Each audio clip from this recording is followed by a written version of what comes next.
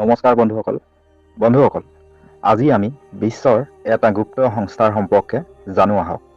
বহু সংখ্যকে এই গুপ্ত সংস্থাটোৰ সম্পৰ্কে নাজানে, কিন্তু এটা কথা সকলোৱে জানে যে বিশ্বৰ প্ৰতিখন দেশৰে গুপ্ত সংস্থা থাকে, যেনে ভাৰতৰ আমেৰিকাৰ CIA, ৰাছিয়াৰ KGB, চীনৰ MSS, পাকিস্তানৰ ISI, এনেদৰে প্ৰতিখন দেশৰে একোটাকৈ গুপ্ত সংস্থা থাকে।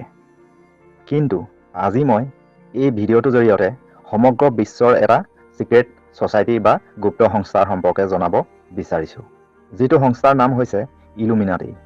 হয়তো কিছুমান লোকে শুনিছে বা জানিব পাৰে, যিসকলে আগতে জনা নাছিল তেওঁলোকে এই ভিডিঅ'টো সম্পূৰ্ণ শেষলৈকে চাই ইলুমিনাটি সম্পৰ্কে জানি থওক। বন্ধুসকল, এই গুপ্ত সংস্থাটোৰ সম্পৰ্কে জনাৰ আগতে আপুনি যদি আমাৰ ইনফৰ্মেটিভ ফেক্ট আছামিজ জিকে নামৰ ইউটিউব চেনেলটো ছাবস্ক্ৰাইব কৰা নাই তেন্তে প্লিজ ছাবস্ক্ৰাইব কৰি দিয়ক। আহক এতিয়া জানো ইলুমিনাটি কি। What is Illuminati? ইলুমিনাটি হৈছে এটা সিক্ৰেট সোসাইটি, য'ত বিশ্বৰ নাস্তিক আৰু গুপ্তচৰসকলৰ মাজত চৈতানে ৰাজ কৰে।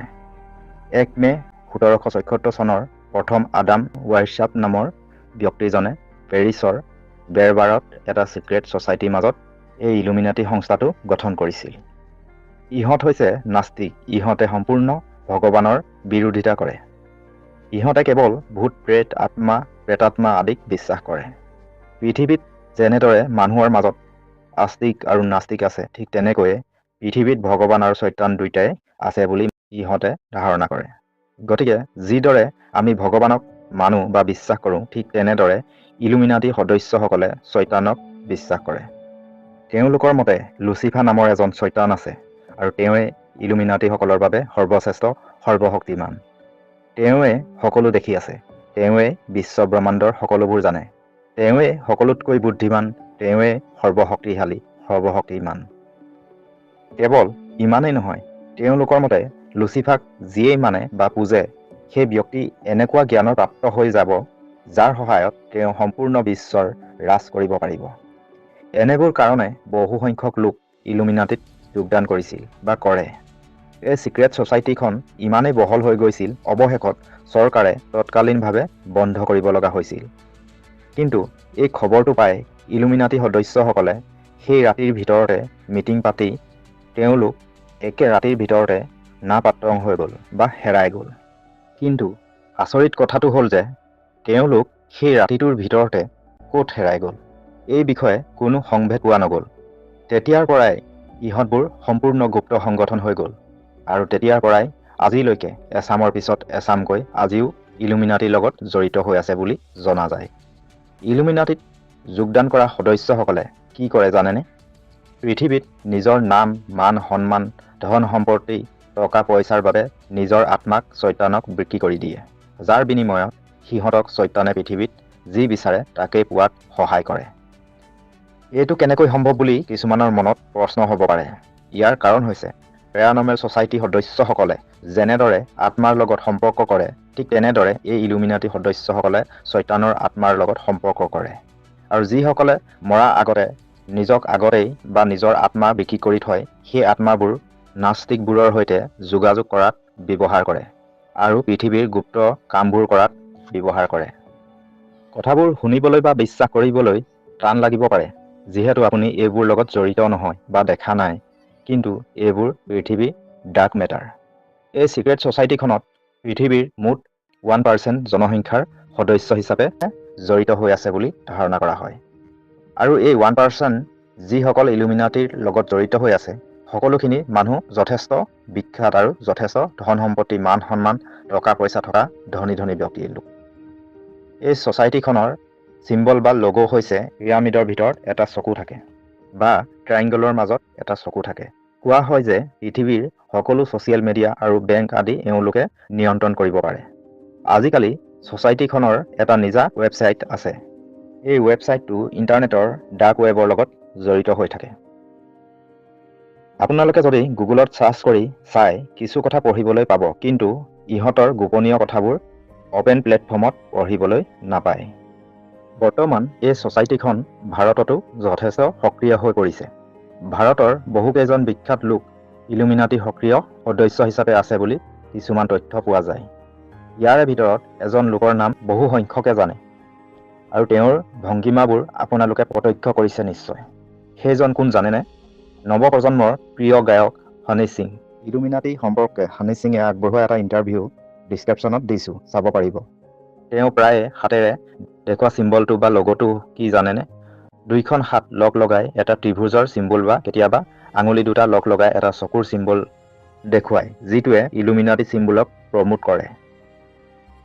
আপোনালোকে বাৰু হনী সিঙৰ ভিডিঅ'টো চাইছেনে? যদি চোৱা নাই এবাৰ চাওকচোন, কিনো বুজাব খুজিছে তেওঁ। অলপ গুৰুত্ব দিব।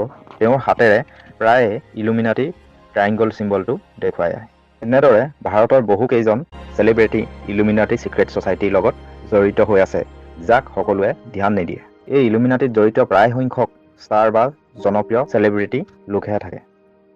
আৰু এটা গুৰুত্বপূৰ্ণ কথা আপোনালোকক ক'বলৈ পাহৰিছোঁ, এই ইলুমিনাটি সংগঠনটোৱে পৃথিৱীৰ কিছুমান পগলা নাইবা কয়দী অপৰাধী, যিবোৰ মানুহ আমাৰ সাধাৰণ মানুহৰ ক্ষেত্ৰত গুৰুত্বহীন, যিবোৰ মানুহ সমাজত মূল্যহীন বুলি ভবা হয়, তেনেবোৰ ব্যক্তিক এই ইলুমিনাটি সংগঠনটোৱে কিনি লয় বা কিডনেপিং কৰি লৈ যায়। ইয়াৰ কাৰণ এনেবোৰ মানুহক সেই সংস্থাটোৱে তেওঁলোকৰ ছায়েন্স টেকন'লজি ব্যৱহাৰ কৰি একোজন জ্ঞানী ব্যক্তি কৰি তোলে আৰু ইয়াৰ পিছত তেওঁলোকৰ বুদ্ধি জ্ঞানৰ দ্বাৰা সেই সংগঠনটোৱে বহু ছায়েন্স টেকন'লজি আদি কামত ব্যৱহাৰ কৰে। কাৰণ পৃথিৱীত প্ৰতিজন ব্যক্তিয়ে একোটা প্ৰতিভা থাকে, কিন্তু প্ৰকাশ নকৰে। গতিকে ইলুমিনাটিসকলে সমাজৰ গুৰুত্বহীন ব্যক্তিক ব্যৱহাৰ কৰি তেওঁলোকৰ প্ৰতিভা প্ৰকাশ কৰায়। এই ছ'চাইটিত যদি আপুনি যোগদান কৰে, তেন্তে আপুনি বিচৰা জীৱনত সকলোখিনিয়ে পাই যাব। কিন্তু আপোনাৰ মৃত্যুৰ পাছত আপোনাৰ আত্মা শয়তানৰ দাস হ'ব লাগিব বা গোলাম কৰিব লাগিব। আৰু জীয়াই থকা কালতো আপুনি ইলুমিনাটিৰ নিৰ্দেশ মতেই চলিব লাগিব। আৰু যদি এই গুপ্ত ছ'চাইটিৰ গোপনীয়তাৰ কথা সমাজত প্ৰকাশ কৰে নাইবা এই ছ'চাইটিৰ পৰা ওলাই আহিব বিচাৰে, তেন্তে আপুনি মৃত্যুক আঁকোৱালি ল'ব লাগিব। সেয়াও সাধাৰণ মৃত্যু নহয়। মাইকেল জেকচন আৰু মেৰিলিন মনৰোৰ কথা নিশ্চয় মনত আছে।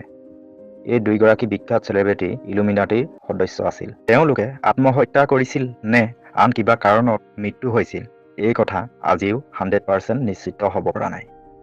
কিন্তু বহুজনে বিভিন্ন কাৰণত মৃত্যু হোৱা বুলি কয়, যদিও এই কথা সঁচা নহয়। তেওঁলোকৰ মৃত্যুৰ কাৰণ এতিয়াও ৰহস্যময় হৈ আছে।